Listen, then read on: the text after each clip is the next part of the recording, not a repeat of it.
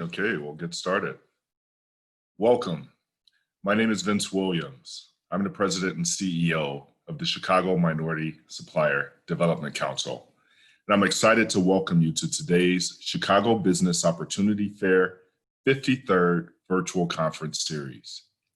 On behalf of the Chicago MSDC Board of Directors, the entire MSDC team, and our Northwest Indiana MSDC team, welcome. The Council is excited you have chosen to join us today, so please continue to look to the Council as a primary resource for business development online. Connecting the Dots, our theme for the 53rd Annual Chicago Business Opportunity Fair, is forcing us all to think and perform differently. It is forcing us to be resilient. I'd like to thank our presenting sponsor, Allstate, and all of our sponsors for CBOF53. And as well, thank you to all of our planning committee members, partners, and producers who helped bring CBOF53 to life. Lastly, I'd like to thank our 3 honorary chairs for their leadership and partnership. Rona Forte with United Airlines, Joyce Johnson with Anchor Staffing, and Sue Bhatia of Rose International. Not only is Sue one of our esteemed honorary chairs, but she will add moderator to her contributions as she leads today's session, Chief Procurement Officers, who can play this game. Sue started her career as an architect, graduating with a degree from the prestigious School of Planning and Architecture in New Delhi, India. She immigrated to America in the late 80s, started a family, and earned a master's degree in information systems. She worked as a systems analyst until 1995 when she quit her job and launched Rose International. Rose is an influential leader in the staffing industry, delivering contingent talent solutions and innovative end-to-end technology services. Rose International has grown into the largest women-owned business in St. Louis, Missouri, and has been the recipient of numerous awards and recognitions. Congratulations, Sue. It's my pleasure to introduce our moderator, Sue Bhatia, founder and chairwoman of Rose International Incorporated. And I also want to extend a sincere welcome to our great group of panelists of procurement experts. Sue? Thank you, Vince. Good afternoon, everyone. Welcome to the CBOF panel. Today, you'll hear from procurement experts and learn how you can play this game. Thank you all for joining us today for what's sure to be a stimulating discussion. During the panel, you can submit questions for our guests through the chat box. At the end of this panel, we will answer as many questions as time allows. We have an excellent panel today featuring seasoned executives who have been in the supplier diversity space for many years. They will be sharing their experience and also some great information for all of you today. Before we get into the questions, I would like to introduce the panelists to you. First, we have Cheryl Harris, the Senior Vice President and Chief Procurement Officer of Sourcing and Procurement Solutions at Allstate. Cheryl is responsible for optimizing value and mitigating risks associated with Allstate's $4 billion spend portfolio, spanning categories that include technology, travel, marketing, claims, professional services, and facilities. Through its corporate social responsibility commitment, Cheryl oversees Allstate's supplier diversity program that focuses on the growth of diverse businesses and also a positive economic impact in the communities. Welcome, Cheryl. Second, we have Scott Van Dorn, the Procurement Director for Navistar Corporation. Scott has over 20 years of global procurement and engineering experience, designing and buying engines, electronics, cabin components, and computer-aided diagnostics for large-scale commercial vehicle applications. Scott joined Navistar in March 2009 and has held several positions in procurement, engineering, program and platform management, including Chief Engineer and Director of North America Truck Programs. Welcome, Scott. Last but not least, we are joined by Mark Sebree, the Director of Sourcing and Inclusion for Franklin Energy. Mark is known for changing paradigms in the business inclusion arena. He is responsible for engaging with utility clients to identify and develop supplier diversity strategies, for leading outreach efforts to various organizations and collaborating across teams and departments to promote inclusion within the supply chain and talent acquisition. Mark has served on over 15 business inclusion utility industry board and associations, and he holds various certifications, including a Green Belt certification in Six Sigma. Welcome, Mark. We are so glad that all of you could join us today. So let's get started.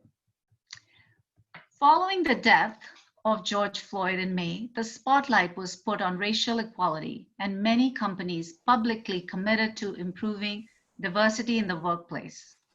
How has your organization aligned for intentional spend and addressing supplier diversity? Cheryl, let's start with you, and then we'll hear from Scott and Mark.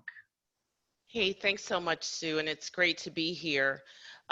You know, what I have to say, being a Chicagoland company, is that I'm very proud of what our CEO and our leadership team did immediately following George Floyd's murder. He penned a memo called "It's Just Us." And that meant it was just us as leaders and employees within Allstate that were in a spot to drive material change for the organization and for society at large. As it relates to supplier diversity specifically, one of the key commitments that he made is that we were going to do a top to bottom review of our supply chain practices and ensure that not only were we providing fair and equitable access, which is an entry point, but also determining what is the right language and the right practice to use. Because in a society where you have unfair practices, simply leveling the playing field may not be enough.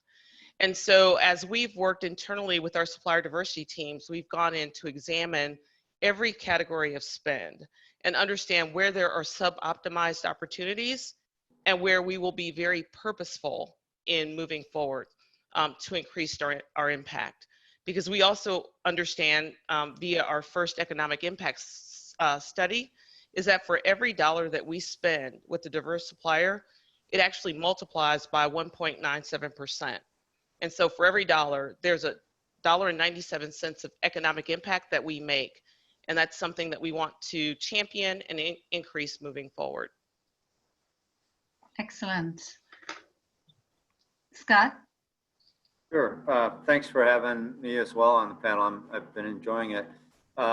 Navistar has similarly made a conscious effort to address diversity and inclusion since the tragedies with George Floyd, including inclusion and acknowledgement of the social challenges that minorities face and how each of us can impact the injustices as we at work, home, and in the world at large.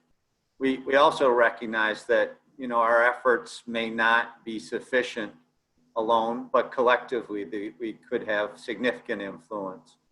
And in addition to that, we've made an intentional diversity spend metric that a commitment we've made over the past years and reinforced it due to the, you know, kind of added nature of the challenges at large. And we recognize that these goals need to improve year over year, and we've set even higher standards looking forward. Great. Mark? Thank you, Sue. Yes, just to echo Cheryl and Scott's thoughts, that's something that at Franklin Energy and AM Conservation we did as well. Actually, prior to George Floyd's death, going back about 2 years, we really, we really started to figure out how can we start walking the talk, right? To really acknowledge that in order for us to be successful, everyone needs to be at the table, right? And not just at the table, but actually partaking. So that's something that we have been looking at and really putting into practice for some time now. But particularly when George Floyd was murdered, we looked again to see, you know, what are we really doing to try to help the communities that we're working in. So one thing that we started actually prior to that is we're looking at actually preferred vendor status with some of our minority, we call them partners actually, because we feel like it has to be a partnership. And so that's something that we've been doing internally as well. I was really touched right after George Floyd was murdered. What we did is we sort of had a stand down. And we had a series of, I believe, 5 listening sessions. We had our employees call in and we just were listening. You know, how are you feeling right now? How is this thing affecting you and your family? And so that's been very good for us as well, just to pause and really figure out what else can we do. And so we've also enacted a few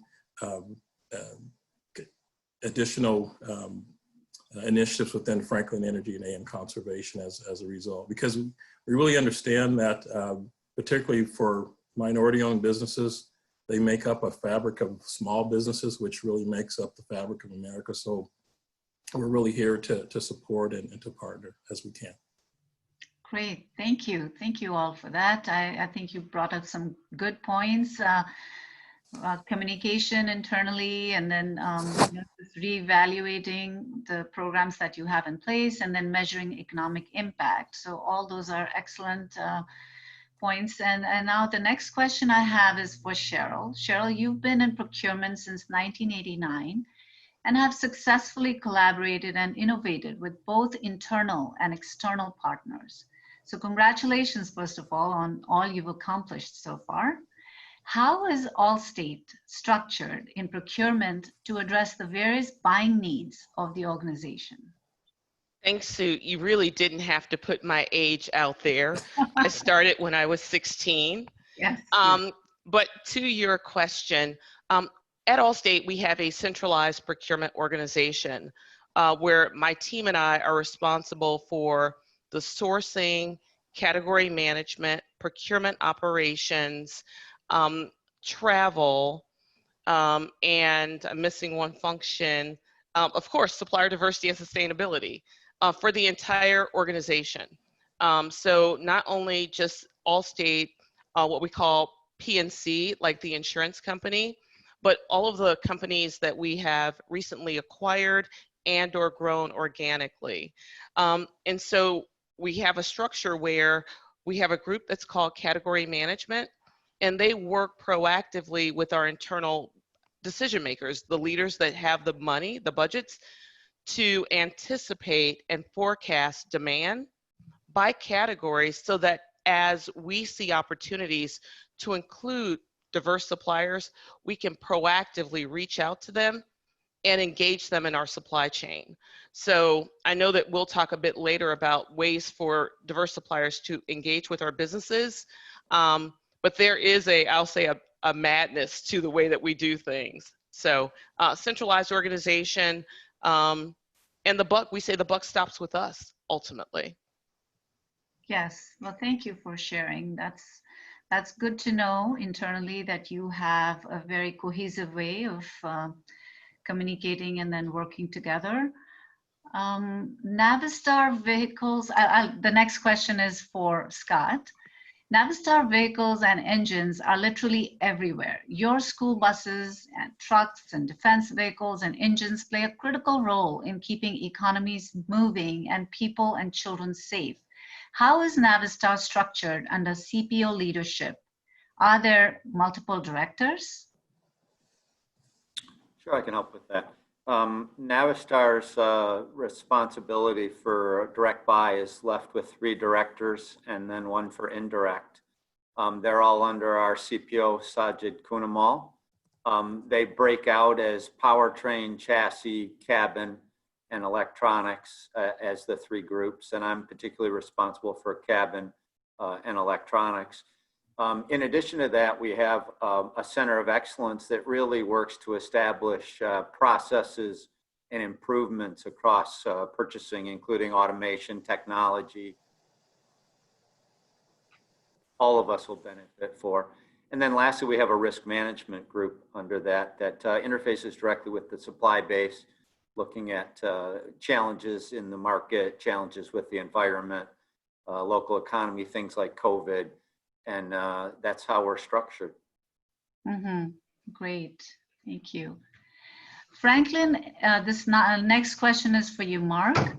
Franklin Energy has been a progressive leader in the energy efficiency and demand management domain, serving many utility clients across the US and Canada for 25 years. Through a variety of approaches and roles, you have been very committed to business inclusion initiatives throughout your career. How does supply diversity align with procurement at Franklin Energy? Thanks for that question, Sue. And yes, I think in order to address that, I think a little history is really good to share. So as you mentioned, 25 years, Franklin Energy has been in existence and has gone through quite a few mergers and acquisitions. And so now we have sort of a three-prong approach to energy efficiency. So those three prongs is really programs, and then products, and then also education. And so programs, with Franklin Energy, we both design and implement grid optimization programs for utilities, states, municipality clients nationwide in Canada. So that's one prong where, again, we align with our procurement to find, again, opportunities to partner with diverse businesses. The second prong I mentioned was products. And so through AM conservation, we manufacture and distribute LED lighting, energy efficiency, and water conservation products and kits. And so that's another, we're looking for manufacturers, right? So if you manufacture products, we'd like to, again, connect you with AM conservation because, again, we're looking for those opportunities to partner as well. Then lastly, education, which is so important. We implement educational programs within schools and develop online stores for utilities. And this is so important now given COVID-19. We actually started looking at how to further that platform some months back, actually a couple of years back, but now it's just so timely. So what we've done with this sort of hybrid, centralized and decentralization process is to really work through our business development to make sure that we can connect with depending on what the project is, connect with vendors or partners that are living in those areas or working in those areas. And so again, we're very committed to providing those opportunities. I'll talk a little later maybe about more details on what some of those particular needs are. Yes, thanks, Mark. You actually answered the next question, part of the next question I was going to ask, and this is for all of you. How do you evaluate performance of the organization's diversity spend? And which commodities and services does your organization need to increase diverse spend in? And we can start that with you, Mark, since you were in the middle of answering that already, and we'll go. Sorry about that. Cheryl, Yeah, so that's a great question. Again, how can a supplier or vendor align your capabilities with our needs? And again, that's always the big question. And I so appreciated the earlier question about how we're structured because it really informs the business owner how they can align with us. So, for instance, if you where you live, if your utility provides an energy efficiency program, my advice is to go through that program because what that will do is to really inform you as to what types of products and services, for instance, Franklin Energy would be looking for through that utility program. And so, as an example, if you think about a residential program, we create these programs. But then before the program is rolled out, we actually do what's called propensity models or studies. And so at times we will contract that part out to where we can really validate the efficiency of the program. So that could be one thing that we're looking for. But then before the program gets out there, it has to be advertised and marketed. So there's marketing opportunities. So we're looking for those type of partners as well. If you receive an email or a phone call, that's probably generated through a call center. And again, we partner with call centers support to make sure that our utility customers get knowledge about the program as well and to schedule those appointments. And then if a rep shows up to your house or to your business, they're probably in a vehicle. That vehicle probably has some sort of advertising, which we call a vehicle wrap. So that's another need we use at times. But also that vehicle takes fuel. And so we actually, right now, we're partnering with a minority-owned fuel provider, but that's another opportunity there as well. And then if it's energy audit, again, we partner with what we call implementers to actually partner with us to do the physical audit of a house or of a commercial business. And then because of COVID-19, our reps will have to wear quite a bit of PPE. And that's a little newer, a newer level of PPE now. So that's another, again, potential opportunity. So that's just a few. There are many more that we can go into, but it tells you if you go through the process, you really see kind of some of the needs that we have there. Great, thank you. Scott? Sure. I would say that, Navistar's product purchases that we make span, really all the different disciplines you can think about in a vehicle. And our diverse supply base is well distributed among those. I would say on the largest scale is in my area, in the cabin electronics, all the sheet metal and the wiring. We probably have the largest spend in diversity. How you can get exposure and inclusion? It's events like these. It's getting your products and your capabilities known to Navistar and to our direct buy material people. Navistar in particular has multiple events throughout the year.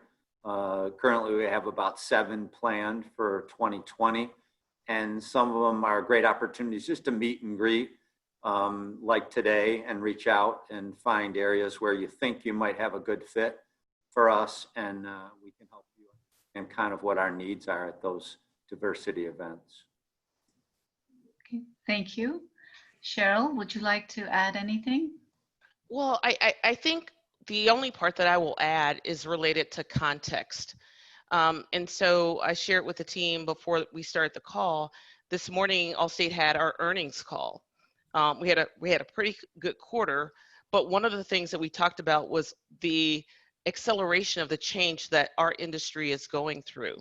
And so one of the things that I encourage suppliers to do is to really understand your customer, because similar to Scott and Mark, the needs that we have, run the spectrum of all the categories that Sue said I have in my remit, right? It's marketing, it's travel, professional services, technology, real estate. But the one that's really popped, right, is PPE. So as organizations change and as their needs change, as organizations change, our needs change as well. So if I were on this call before COVID, I would probably say, you know what, we're looking for staffing companies. But as we go through our transformation and a lot of the reorganization that was discussed on our earnings call this morning, the need for staffing isn't as relevant today as it was, again, 6 months ago. So a part of this is getting to know the customer that you're trying to serve. And there's a lot of information, in particular on publicly traded companies and their industries, that can provide some insight. So that's sort of what we need is very fluid. The how do you get in touch with us? We are an Ariba shop, right? We go to the Ariba network to look for suppliers. But similar to Scott and Mark, we also have events and sponsor events like the one that you're attending today. So we'll be coming forward with information on our upcoming virtual symposium, given I think we're all moving from in-person events to virtual events. And again, just getting started on the planning of logistics for that. Yes, and that's a great event. Our team has attended that in the past, so thank you for putting that up for us. Now, the next question I have is for you, Cheryl, again. As a supplier, when I started, this was, 26 years ago, and I had no idea how the clients, the companies that I was going to be doing business with, how would they be measuring or evaluating the contract that I had with them. So of course, now we've grown quite a bit in 26 years. We are now hiring 10,000 people every year. So but for the viewers, since many of the audience today may be just beginning their businesses, new MBEs or smaller size MBEs, I think it would be really helpful if you would tell us what some of the key factors are that these suppliers are measured on and evaluated. Yeah, Sue, that's a great question, because again, the way I would have answered that question even a week ago has changed. The insurance industry is being disrupted at an incredible pace.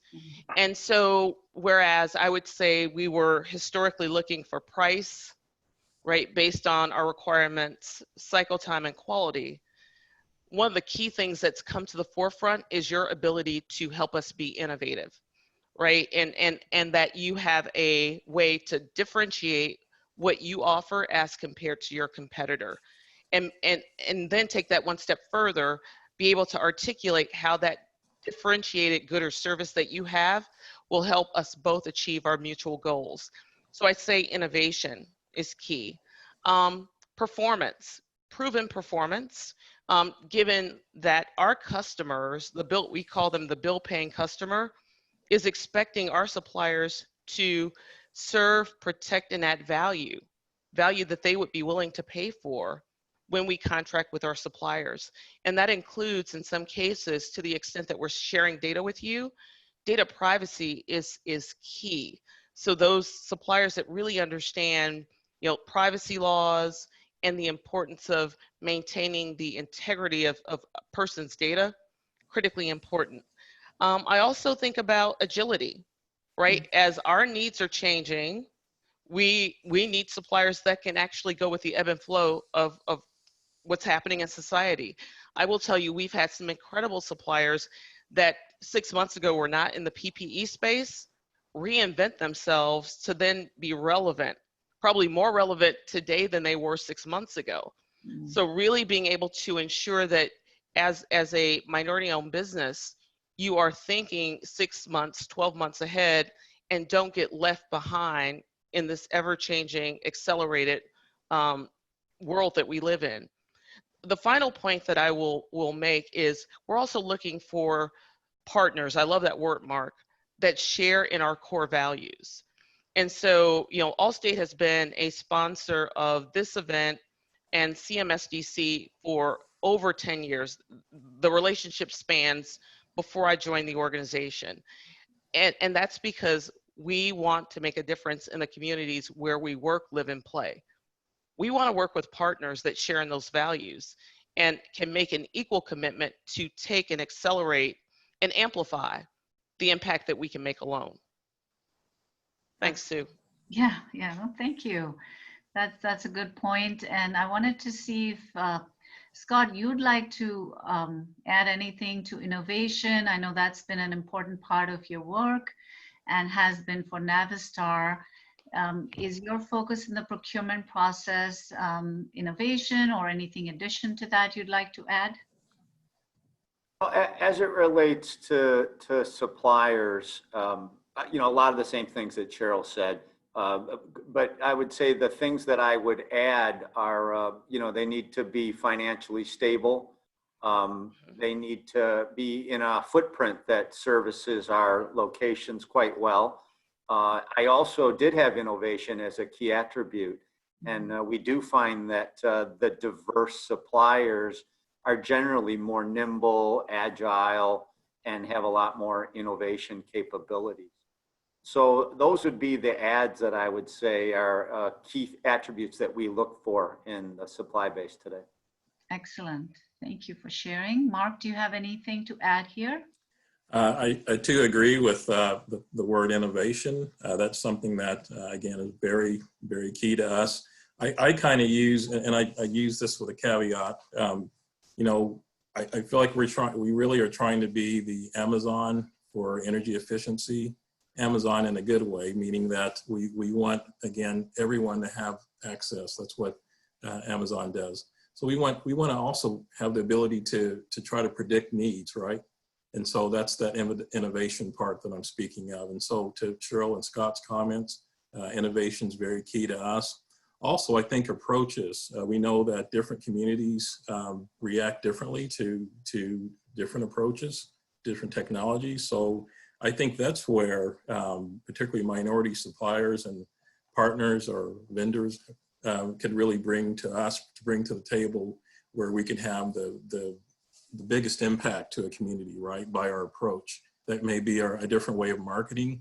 I know for energy efficiency, gamification is something that's pretty popular, so that someone doesn't feel like they're going through a test or something, but actually it's a game, it's fun. And so we're, particularly when we are looking at our approach to the educational piece with the younger ones, we want them to really get excited about energy efficiency, because if they get excited, guess who else gets excited? The parents, right? And so that's who we're really trying to influence as well. So agree with everything that's said there. And I think one way that, particularly for a newer supplier who hasn't been in the space very long, really get to know your client. So in our case, that's a little bit, it's a little bit more complex, because our client is the utility and the utility's customer. So you may be a customer yourself. So, talk to some of your friends and family about maybe programs they've gone through and learn about those programs. Certainly get to know your supplier diversity team at the utility, right? Get to know them and learn as to what their approaches are. And then through that supplier diversity team or person, try to get to know your energy efficiency team as well within the utility. And then last, and of course not least, try to get to know us, get to know Franklin Energy and AM Conservation. Go out to franklinenergy.com. We have lots of information out there that really speaks to projects that we've done, our history, but also where we're trying to go as well. And I'm saying, if you triangulate all that information together, you start to start to craft a picture as to what we're looking for and where we're headed. Yeah, thank you.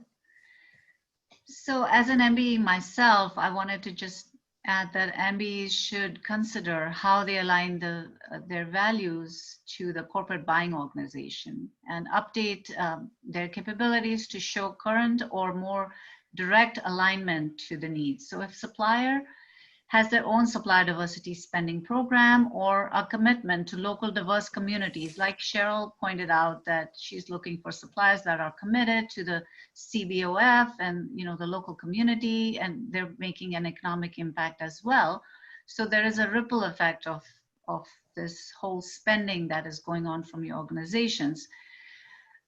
So my question is for Cheryl right now. How do you determine or evaluate if sourcing managers are advocating for diverse businesses, or are they simply selecting the majority firms that they already know? Yeah, Sue, so great question. And again, because they all report to me, and because they know how passionate I am about this topic, and not just the topic itself for having a goal, but delivering outcomes against the goal, they are held accountable. So we've gone in and we have done a thorough analysis by category area of where we are with our percent of spend as compared to where we should be based on benchmarks. And we don't just want to hit the benchmark sort of target. We actually want to go beyond that. Mm-hmm. We've identified that in some category areas, staffing, we're doing a phenomenal job. But in other areas, I'll use travel, where there are very few tier 1 MBEs. We need to do more work, right, to figure out where and how we can find a path forward. So on a monthly basis, and that's to me, but on a more frequent basis to our supplier diversity lead, the category leads are connecting, and that we are measuring quantifiable, reportable metrics with a high degree of frequency, and driving specific actions down those category areas. Now, I say all of that because for those of you that know me, you also know that I'm very honest and transparent. When you think about the role that procurement plays, we facilitate a process, But at the end of the day, it's the person in the business that we're trying to, I don't want to say convince, but help them understand and appreciate our recommendations. And culturally, it can be difficult depending on your corporate culture to get a person who's been receiving great service, great delivery, great economical value from an incumbent, right? And that incumbent can be a majority-owned firm or a minority-owned firm.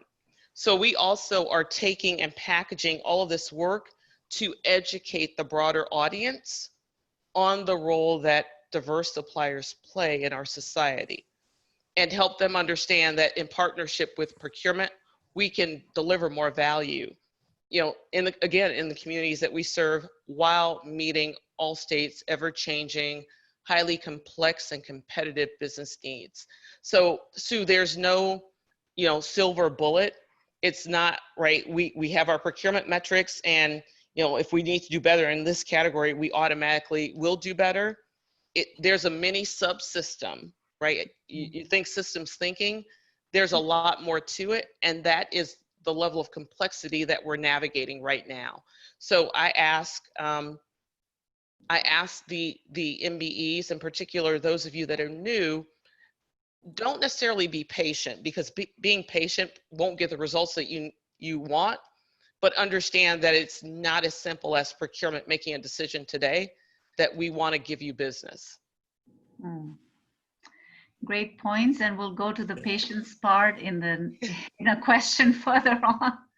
But would Scott or Mark, would you like to add anything about the MBEs versus majority firms within your company, or we can?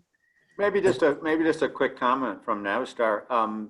We've chosen to have a diversity office outside of procurement, and we had the good fortune to have somebody who spent a good majority of their time in procurement take over that office. And they report to our HR function. And that independent activity really provides a good conscience for all of us to be aware of what's going on in the world and the industry, measure us, compare us to benchmark, and provide targets that we ought to be hitting. As well as, like Cheryl said, for Allstate, we measure every activity and every decision we make and how it'll impact diversity, along with a handful of other key metrics. So I think that's been a really great attribute for Navistar's diversity decisions. That is a best practice. Very good. Thank you, Scott. Mark, you have anything? Yeah, I was just going to add, Sue, also that, you know, supplier diversity representatives, we really have to be an advocate for our minority potential business partners or suppliers, because here's what happens. And I'm going to go back a bit. I'm going back 15 years back to my utility experience. I can remember bringing in fact, it's the fuel supplier that we at Franklin Energy are using right now. But I remember bringing this fuel supplier to the table. And I remember the first thing out of the procurement director's mouth was, well, you know, he's not big enough to handle our account. Well, so then I said, well, let's meet, right? So we met with the supplier. And after the meeting, he said, well, he's too big to handle our account, right? So, and sometimes we have to push back and say, you know, you can't have it both ways, right? And we have to really advocate for that supplier. So that's something that I still try to do today. Again, we have to be reasonable about our approaches as well, because again, it's an effort that takes time. I appreciate Cheryl's comment though. Sometimes patience can only last for so long, and then we have to push, right?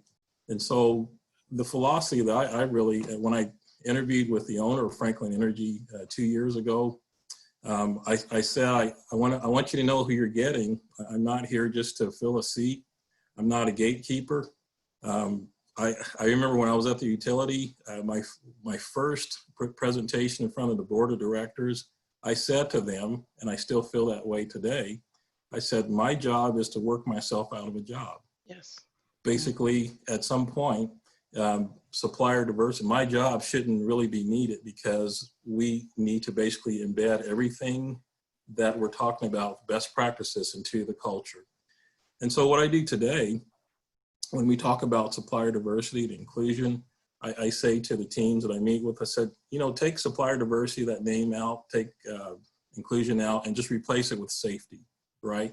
We no longer talk about the efficacy of safety, or you know, we know that safety is a business imperative. I said basically supplier diversity and inclusion is it's the same thing in different topics, although today it is a safety issue, I would say, thinking about back to George Floyd. But you know, I go back to say, you know, we have to be that advocate, right? And so I just wanted to mention that we have to really communicate our heart feeling across to the teams, to let them know what our expectation is. And then to Cheryl's point, yes, there has to be accountability, right? Because if not, things don't get done. So just wanted to, I agree with what everyone said. I wanted just to mention a little bit of a personal history there that, again, we have to have a philosophy and really stand on it. Yeah. Sue, can I also just add in one brief point? Because I think we've talked about the accountability on us as procurement professionals, but this is where we absolutely need the MBEs to perform, right? We need you to perform. And if you find yourself, you know, I say in a pickle, as I talk to my kids about, if you're in a pickle, let's have a discussion, but, you know, never surprise the customer, because we are your advocates. We want you to be successful, and we can find a path, what I call the path from yellow, amber to green. But we can only help you if we know that you need help. So, you know, we need you to position us to continue that advocacy. I love that word, Mark, because it's true. But if you're not performing, it's very difficult for us to do that. So performance is key. Yeah, all great points. And it's not that mistakes don't happen or issues don't come up. I think it really shows on the supplier how they handle the problem and how they keep the communication open with the client and keep it a very transparent, open dialogue. I think that's important. So Absolutely right. yeah, so great information there for our audience. The next question, which I believe many of you have answered, woven into your previous answers, but we'll see if you have anything additional to add, is in the face of the COVID-19 restrictions for interactions, how has the procurement side of the organization changed internally to address the new normal? And if there are any challenges that you're facing because of the restrictions in this pandemic, would you like to share? Cheryl, would you like to go?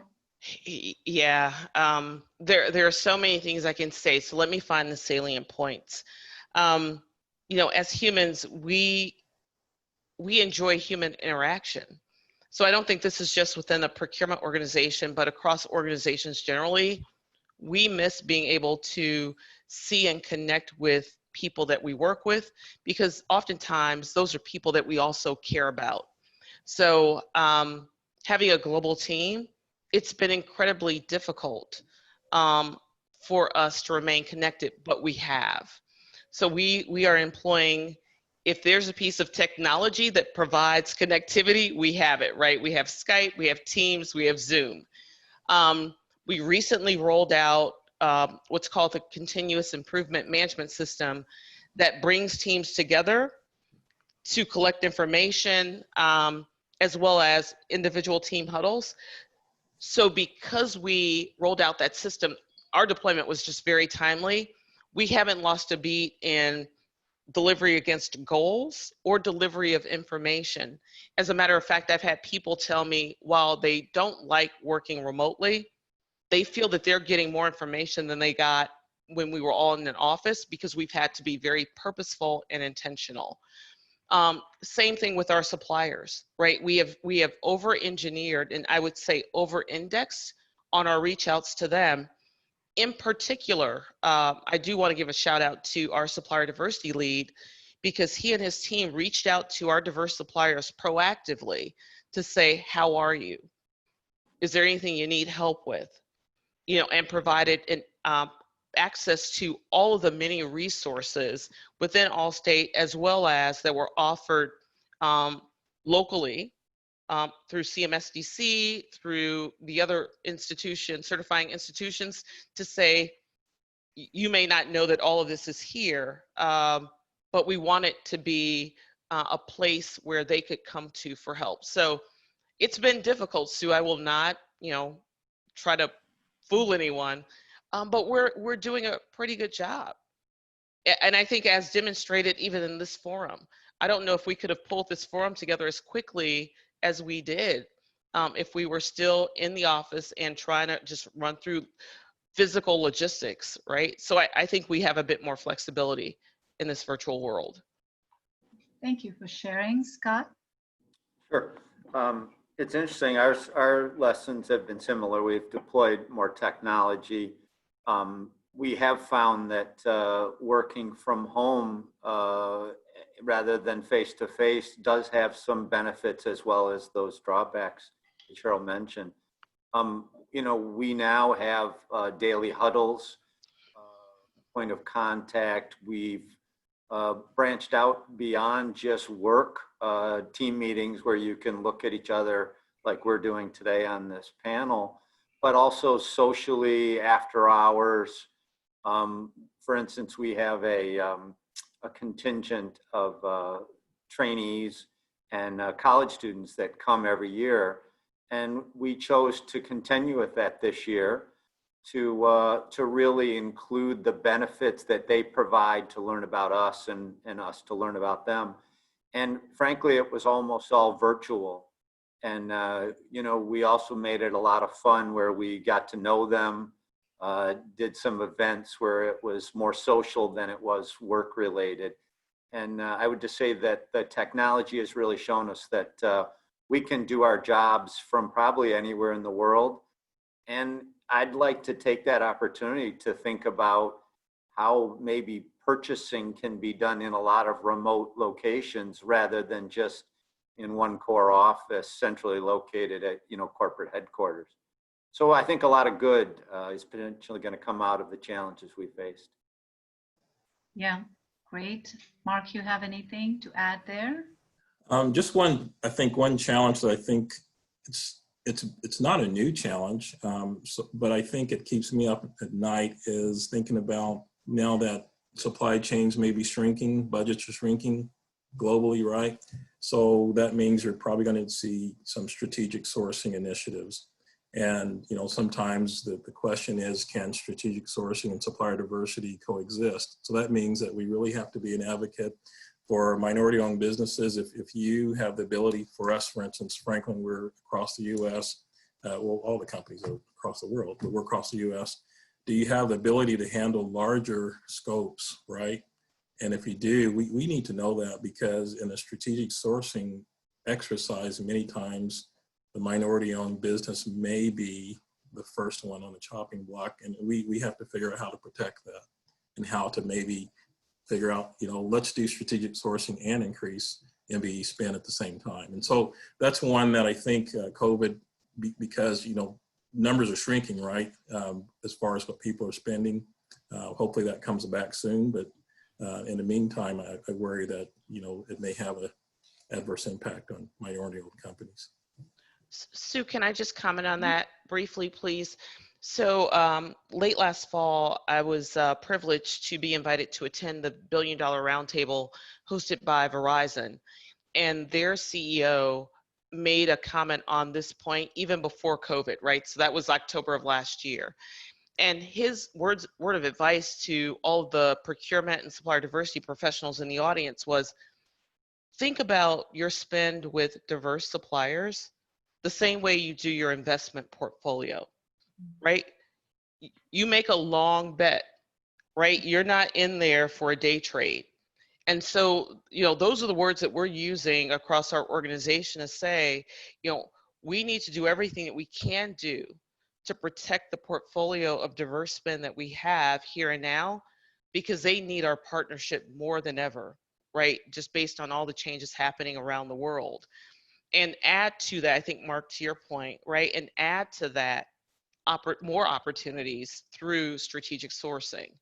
One of the questions that I saw coming up in the chat was, well, how do they learn about the opportunities? And for us, it is, we have our own registration site.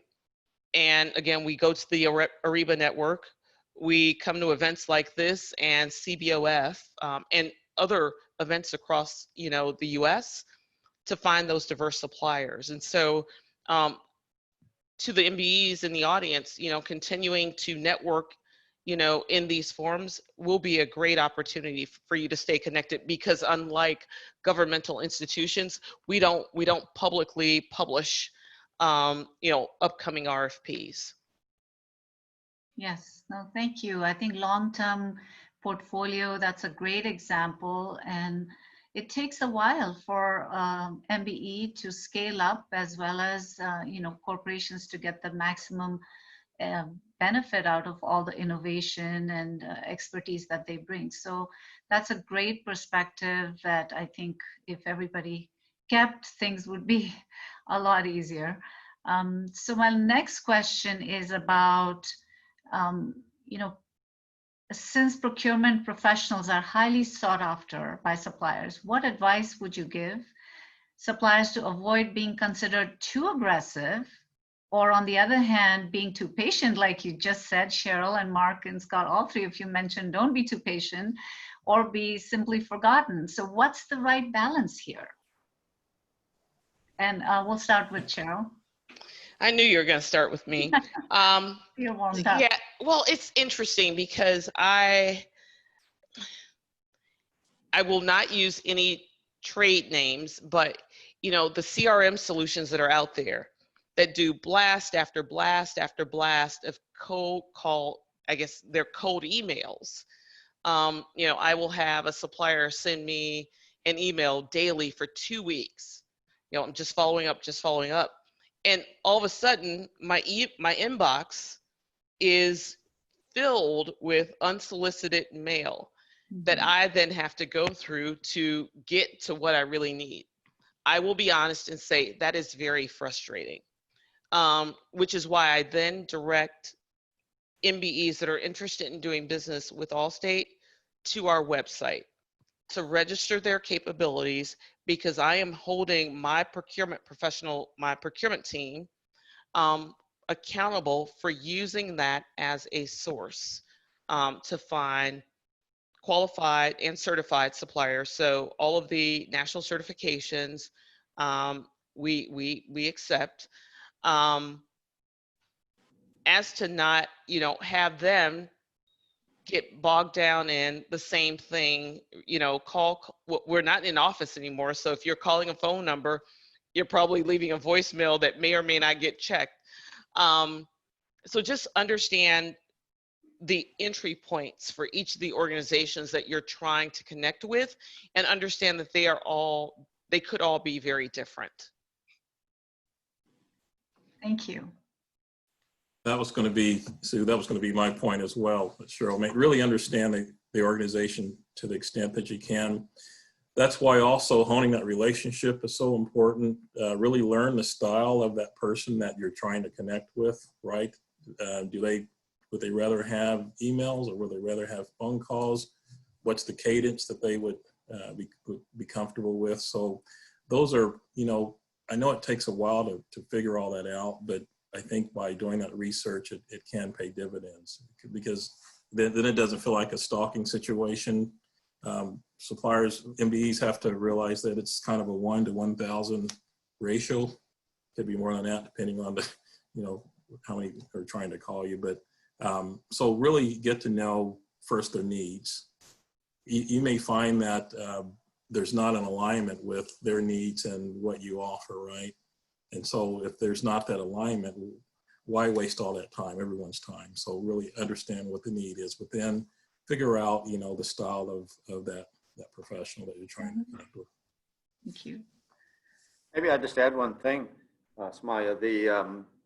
A personal recommendation is so valuable in this space. And, tools like LinkedIn and figuring out who might know your organization and might also be in contact with maybe your targeted company that you'd like to work with can be a really good avenue.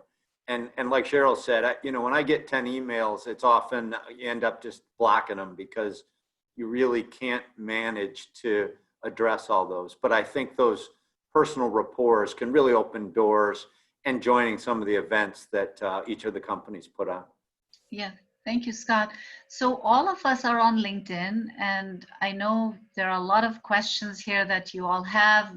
We have 5 minutes remaining. I will ask as many as we can go through, but if we can't go through your question, please feel free to reach out any of us if you have any questions on LinkedIn. So with that, let me take some from the audience, some questions. So one question is, we are a janitorial company. Could there be opportunities for us? We also do COVID-19 facility sanitation. Does anybody, any of you like to answer that? I can start. We've talked about this publicly, so I can share it here. We actually have a diverse supplier that's supporting our needs right now, including COVID-19 testing and sanitation. So we're not in the market for that right now. Not directly related to your question, but I feel obligated to address it. When you think about what's happening with companies now reassessing what their global footprint will be, this is an area where I would advise a janitorial supply company, as I have staffing companies in the past, to really understand what the future economic outlook might be related to the services that you provide. Google, for instance, said that they're not sending their employees back into the office until July of 2021. And, most companies or people I've talked to within their companies, everyone's looking to potentially reduce their corporate real estate footprint. So, there's a direct correlation between what's happening, externally and how that might impact business opportunities. So, I'm already thinking about maybe the next workshop for us to do, Vince, and it is, how do companies, become more agile and think about their businesses through this ever-changing lens of, agility, mobility, and just the unexpected. I call it working in the VUCA world, right? I know you're doing speed questions, so sorry if that was, too fast. No, it was great. Thank you. We hardly have any time left. So real quick, speed question, last one. Coming up for 2020 and beyond, are there any special needs, or some of you mentioned PPE and how fluid it is for you. So if there are any commodities or services that you feel that are coming up, would you share them with the audience?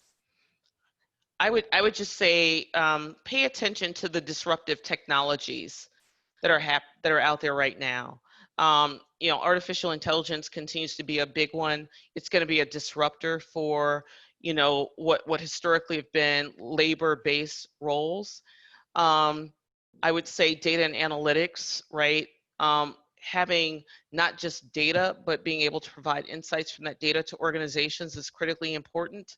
I think I'll leave it with those two things and turn over to Scott and Mark. Yeah, at Navistar, our new growth areas around e-mobility, electrification, and some areas that in the past have been quite small. And so some exciting new opportunities there that I think MBEs could get involved with. And for Franklin Energy, just quickly, really the commercial industrial space from an efficiency standpoint. So you're talking about, gas and electric engineering on the large industrial commercial standpoint. Okay. Well, thank you all for your time and insights you've shared with all of us. There's been some excellent information for our audience. Sorry. Okay. No, I would like to thank all of you for your attendance, and also the audience for listening in, and hopefully you now know how to play the game. So if you have any questions, like I mentioned, please reach out to any of us on LinkedIn. Thank you. With that, I'll turn it over to Jared. Thank you, Sue. That was awesome. There was so much information. My hand was steadily writing all the different points that you guys shared. So I want to definitely, we'll speak with Vince about the great idea that you shared, Cheryl, and certainly all the great ideas about procurement opportunities and PPE, marketing, vehicles, sheet metal. And we also heard great information about being innovative and agility and proven performance. Those are all great points. We need to kind of reassert those, and we had some great questions that we'll have to try to address at another time. Certainly, if there's an opportunity to, we might get some of those answers and publish those on the website, just to make sure that we can give everyone a chance to get the information that they're looking for. So with that in mind, let me just say thank you, thank you, thank you. This was an awesome session. Not only was it awesome, but you know, this is a rare opportunity to get all of you together, and not only do we appreciate it, but we also want to give some thanks. We want to thank you, Sue, for moderating, Cheryl, Scott, Mark, always coming through, and Cheryl. Just another special shout out for Allstate. We want to also thank you for being a presenting sponsor, as usual, for over 15 years. Allstate's been coming through. And then lastly, I want to make sure that everyone stays tuned. We have more. August 18th, Mary Spio is coming.